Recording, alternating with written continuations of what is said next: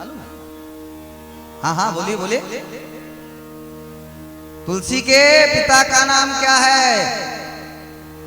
तुलसी के पति का नाम क्या है?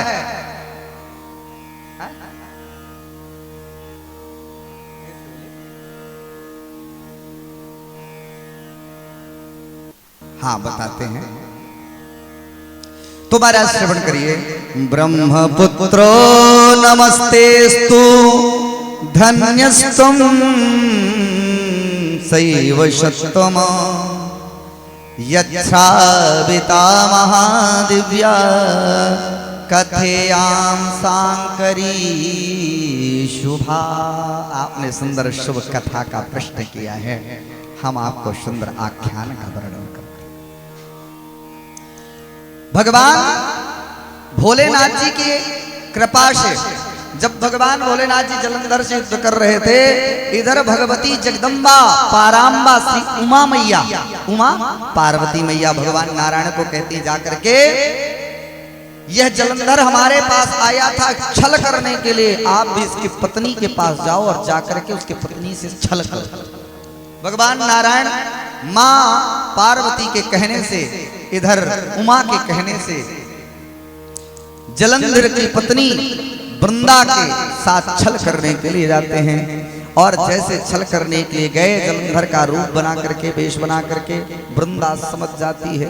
जैसे आलिंगन किए, आलिंगन करते ही वृंदा को पता चल गया कि यह मेरे पति का आलिंगन नहीं है। तो वह इधर जैसे आलिंगन किए और सती का सतीत्व नष्ट हुआ, वैसे ही जलंधर का भगवान भोलेनाथ जी ने वध कर दिया। इधर देवी देवता भगवान भोलेनाथ जी की स्तुति करने लगे, और इधर जैसे ही वह सतीत्व से पतित हुई, तो पतित होने के बाद क्रोधित होकर के अपने शरीर को जला देती है। वृंदा अपने शरीर को जला दिया।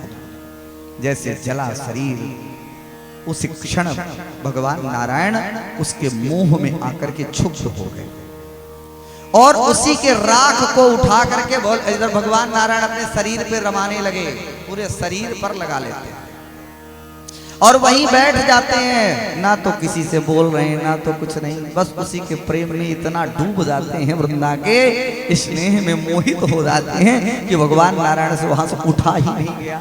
देवी देवता भगवान शिव की स्तुति करते हैं कि प्रभु भगवान आपकी जय हो, आप तो उस दुष्ट जलंधर का वध कर दिए, लेकिन दुष्ट तो था पर आपका पुत्र था, पर आप अपने पुत्र का वध किए तो आपको कष्ट तो हुआ। बोले देवताओं, आपका कष्ट दूर करने के लिए मैं कुछ भी कर सकता हूँ, वह मेरा अंश था, मेरा पुत्र था, पर जब वह अत्याचारी आपको सबको कष्ट दिया तो हम उसे वध करने भी, इसलिए कि भगवान कहते कि मैं अपने भक्त की हर प्रकार से रक्षा करता हूँ, चाहे वह मेरा पुत्र ही क्यों ना हो। भक्त को जो परेशान कर रहा है मैं उसको भी मुक्त कर देता हूँ, भक्त को अपने उस दुष्ट पुत्र से भी मुक्त कर देने की सामर्थ्य रखता हूँ। आज आपका कष्ट दूर हुआ। बोले प्रभु कष्ट तो दूर हुआ, पर वृंदा को छलने भगवान नारायण कहते वह खुद ही छल गए।